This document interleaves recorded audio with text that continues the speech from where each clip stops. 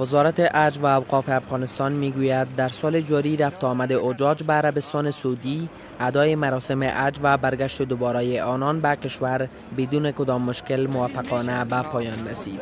داهی الحق عابد، سرپرست وزارت حج و اوقاف، این خبر را به شام روز شنبه هنگام رسیدن اولین گروه حجاج از عربستان سعودی به کابل بیان کرد.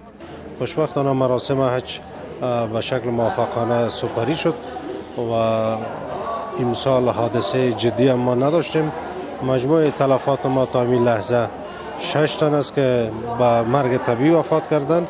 مقامات وزارت حج و اوقاف افغانستان میگویند در سال جاری حدود 24,000 حجاج افغان به هدف ادای مراسم حج به عربستان سعودی سفر کرده بودند که در محل بود باششان مواد خوراکی، رفت آمد آنها از یک مکان به جای دیگری و در امکانات صحی به هیچ مشکلی مواجه نشدند. اکثر حاجیان که به کابل رسیدند از مراسم حج خوش می باشند.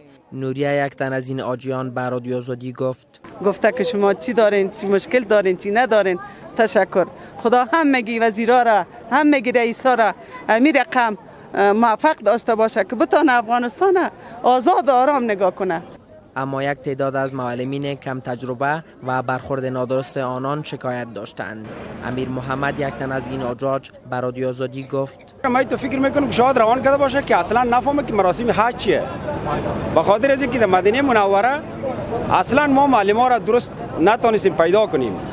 ما خودم چون که بار دوم است یک چیز معلومات میکردیم، حتی در مکه معظمه هم یک تعداد حاجی صاحبا را ما خودم راهنمایی کردیم که دروازه باب سلام یا دیگه جاها، حتی استادای را که اینا راهی کرده بودن، من فکر کنم که یک تعداد زیادش امکان داره که از پشت دروازه‌های خیاطی رفته باشه یا از جاهایی که به نگاه واسطه. مقامات وزارت حج و اوقاف افغانستان گفتند که مشکلات مراسم حج امسال توسط یک کمیسیون ارزیابی خواهد شد تا در آینده این مراسم بدون کدام مشکل انجام شود. خلیل سلطانی، رادیو آزادی، کابل.